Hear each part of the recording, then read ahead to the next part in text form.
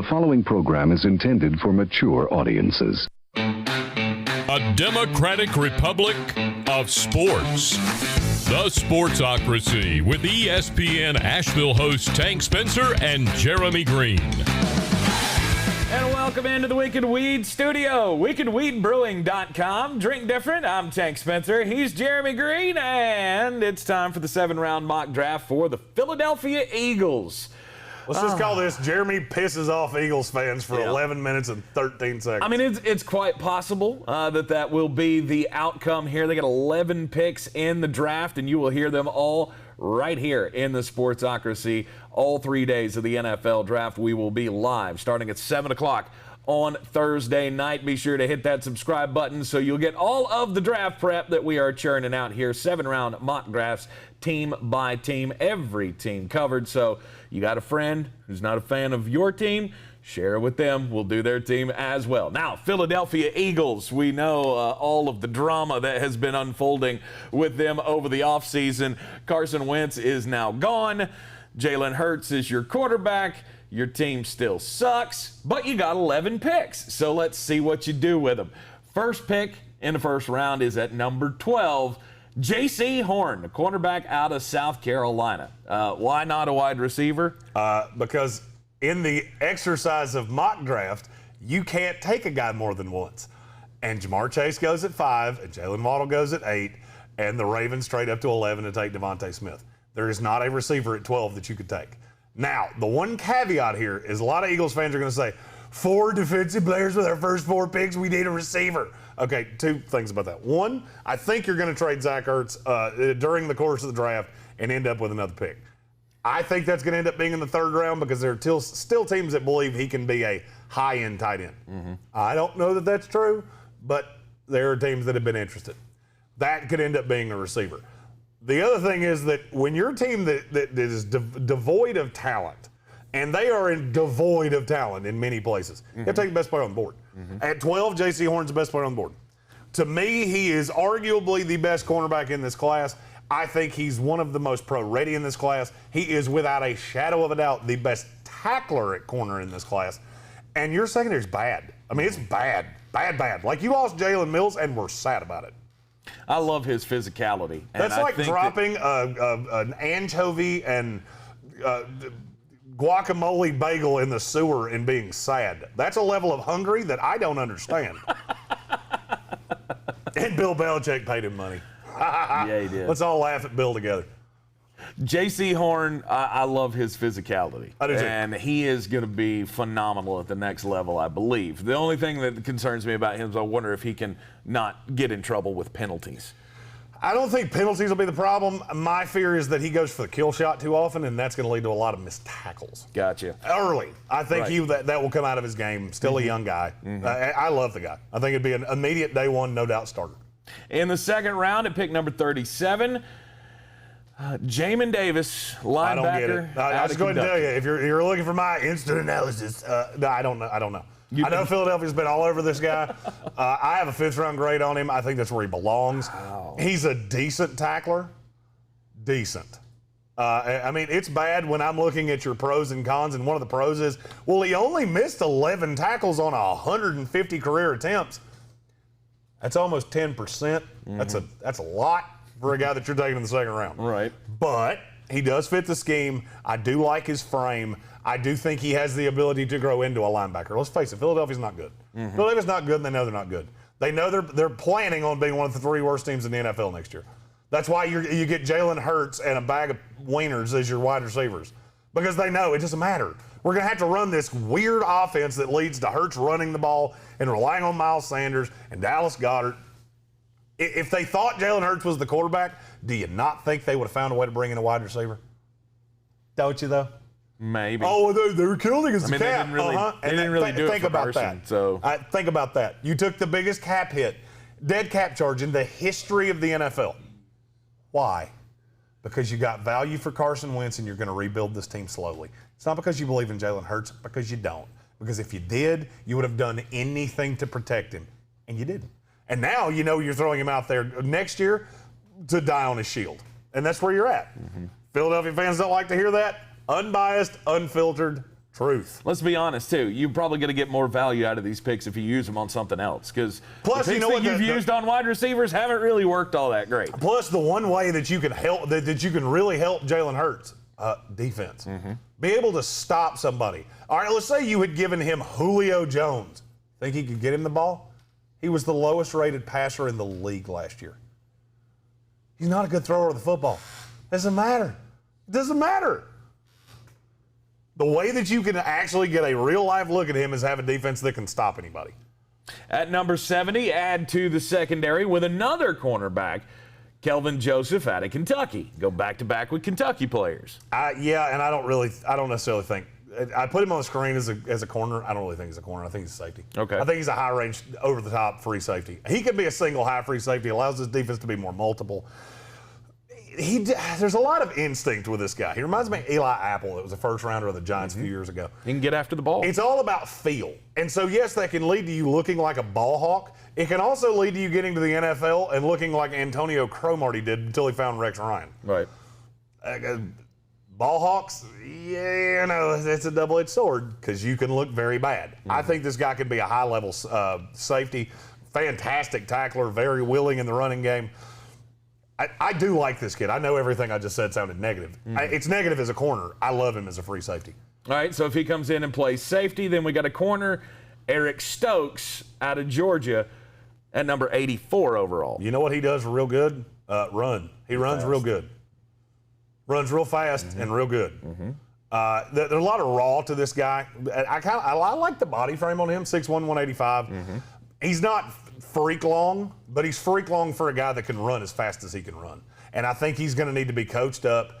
The good thing is that with you having J.C. Horn, he's not asked to come in and be a 1. I don't even think he's asked to come in and be a 2. I think he will be the third corner. You can take some time with him. He averaged half a yard per coverage snap. That's insane. Do you know what that means? He was never thrown at, ever. So we don't really know how good he is. We know that teams respected him, and that kind of tells you a lot. There's not a lot of wow plays, not a lot of interceptions, and he can be a little grabby. But I think at this point in the third round, he would be a fantastic addition to this defense and would be a player I would like a lot. All right, Georgia-colored glasses now. Eric Stokes is a friggin' freak, and you're going to love him. He is going to get after everybody in your secondary. I think he could be phenomenal at the next level. That's coming from a Georgia fan, though. I'm a little biased. But he is super fast. Love Eric Stokes, and I think it's a great value having him in the third round. All right, now, I'm not going to say nice things about this guy because fuck him. Jamie Newman, the quarterback out of, I'm not saying it. It says Wake Forest on the screen. Thank you, Wake Forest. Yeah, he didn't play at Georgia, so he doesn't get to be out of Georgia. He's listed on everybody's list as Georgia, and goddamn it, he's not. That's like me saying I'm out of the Jets because I wanted to play for the Jets. Well, I never played there, so that's dumb. It didn't make a lot of sense. I guess technically, officially, he was a member of the Georgia football team, but opted out this past year. He had some good tape at Wake Forest. Yeah, I mean, okay, this is a backup to Jalen Hurts and the perfect backup to Jalen Hurts. Because they play the same kind of... Exactly. And I got news for you. He's a better thrower of the football. Period. Not even debatable. Agreed. He throws a good deep ball. Problem is accuracy. He played in a very funky offense. I would really like to have seen him at Georgia. He's a wild card. Jamie Newman could go anywhere from the third round to... I would draft him. I'll just go ahead and tell you, he's not even on my board. He's not. He ran an RPO offense. That's all he ever did. They ran the same play over and over and over and over again at Wake Forest. Now, and are there tools? Yes. And if you're building an offense for Jalen Hurts, he's the perfect backup. And I'll be honest with you, it wouldn't stun me in the least. If 8 weeks into this Jalen Hurts thing, you go, fuck it, let's try it with Jamie Newman because this has been a train wreck. Right. And it could end up working. I mean, hell, I've been wrong on quarterbacks like this a lot. Lamar Jackson, I never thought you could build an NFL offense that would make him an NFL MVP. I would have laughed at you if I'd heard that years ago. Said the same thing about Tim Tebow. Was right on that one. There have been Johnny Manziel. There's been a lot of these gimmicky quarterbacks that I've been wrong on. I don't think I'm wrong on Jamie Newman, but if there's one place he can succeed and one team that I know is interested in him, it's the Philadelphia Eagles. I fully agree. Now, Daz Newsome, wide receiver. This is a guy we disagree on a lot. Daz Newsome, wide receiver out of North Carolina. Look, I'm also a Tar Heel fan, and I will pull for my Tar Heel guys, and I think Daz Newsome is a really good wide receiver. I don't know how he's going to translate to the next level. Scouts don't seem to like him a whole lot. Some do. But to me, he tracks the ball really, really well. He can... And as you said before before we started recording, was that he catches the ball with his body. To me, that shows me he can get his body in front of the ball. You done? Yeah. We work for the Carolina Radio Network. I've watched a lot of Daz Newsome. I like him better than where he falls right here. This is a consensus of people that I have talked to. There's one great big problem with Daz Newsome. Hands. His hands are not good. And by not good, I mean they're bad. He had I can't remember the stat, 208 career catchable balls. Okay. 20 drops. That's a lot. Body catching all over the film. He lets the ball get into his body. That tends to be something that doesn't get coached out. Mm-hmm. And he's very shifty, very elusive guy. I think he'll be a very good kick returner at the next level. He's not as good on a double move as you would expect him to be. He's not what you would think he would be with how physically gifted he is. Route tree's not real elaborate. I mean, I could keep doing this. Mm-hmm. Now, that being said, I love the kid. I love the kid to death. He works his ass off. I think the world of the guy. And frankly, I hope he goes to the NFL and completely proves every scout like me wrong and catches 100 passes and 1,400 yards every year for the rest of his career. Yep. And there's not a receiver in this class that I can say that about as definitively as I can say it about Daz Newsome. The hands are a problem. 3 picks in the 6th round for the Philadelphia Eagles. The first of those, you got Tyree Gillespie, a safety out of Missouri. Have you noticed that I really don't buy this Philadelphia secondary, like, at all? I mean, and I can already hear the comments of, oh, how many secondary players do we need? All of them. All of them. I'm going to go Thanos on you here. It's all of them. When you have 2 decent starters and the rest are just dudes, you need talent. The biggest knock I have on him is his size. And this is another guy that if he had come out after 2019, he would have gone much higher. Missed tackle rate's a little high. He does force a lot of incompletions. Very good at reacting to the ball. Literally a third of the balls thrown at him, he forced an incompletion. That's pretty good. And I see that as a safety. He's a developmental guy. I think it's going to obviously take some time. About anybody I say that about back here, that's going to be a consistent is it's going to take some time. But he's a guy that I think, if given a little patience and a little time, can be a productive, if for nothing else, I think he can be a really good gunner on special teams. I think that's his floor, which makes him super safe for a 5th, 6th round level pick. All right, back-to-back picks at 224 and 225. At 224, DeMonte Coxey, a wide receiver out of Memphis. This is a guy I like a lot. He's big-bodied, 6'3", 200 pounds. I think he's going to be really hard to bring down post-catch. And that's something that really translates to the next level. He's a yak monster. Just get the ball in his hands and just watch him do things. Here's the problem. The reason that he falls this low, in terms of ball skill, with the ball in his hand, he's a day 2 pick at worst. Okay. Worst. Problem is, I don't know how he's going to get open in the NFL because his release packages are bad. He doesn't get off the line well. He's not particularly shifty. He's a 6'3" receiver that runs like a 6'3" receiver.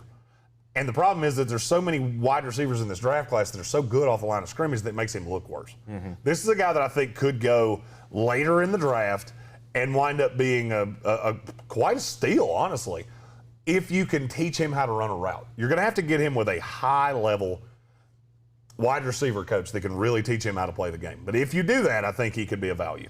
I know a former Philadelphia Eagle that might be able to help him out with that wide receiver coaching. We love you, Nate Brown. It's our favorite, our former co-host and one of our favorite people on earth, and former Eagle. And I have worn his Super Bowl ring. And former Tar Heel. He'd love to coach up Daz Newsome again, as I know he works with the Carolina football program, training up those wide receivers, so he's had a hand in developing Daz Newsome already.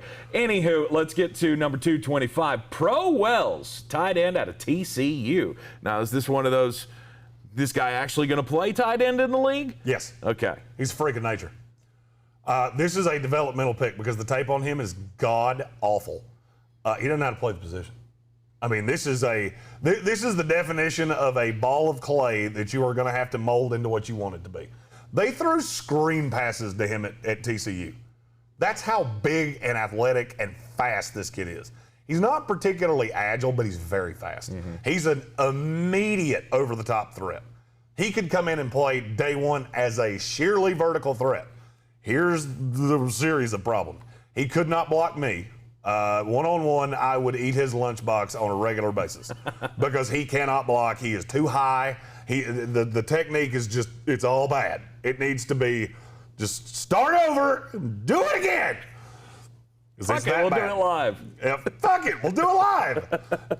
Because it's that bad. But it's hard to teach a guy to be 6'4", 250 and be that fast. And I think Philadelphia has shown a preponderance. We said similar things about Dallas Goedert. That seems to work out. It seems to have worked out just fine. Now, the talent was much more on Goddard than it is on Pro Wells. But I actually think Pro Wells is more of an athlete than Goddard was. Okay. So a good guy to slot in if you're going to lose Zach Ertz. Which I think you are. I just think there's got to be a team that goes, hey, you know what? There are virtually no tight ends in this draft. And there are none after the second round because they're all gone. Maybe we should go trade a third-round pick for one. LA Chargers. Seventh round, a punter. Hey, we have a kicker. A big punter. This is not just a punter. This is a big damn punter. Presley Harvin out of Georgia Tech. 6', 260. That's a big damn punter. This is maybe the best punter. It's one of the best punters I've ever evaluated. He is freakishly strong and surprisingly athletic. He looks very dumpy in pictures. He's way more athletic than you think he is. Philadelphia needs a punter. I mean, I'm just going to be really honest with you. You're in a talent accumulation stage.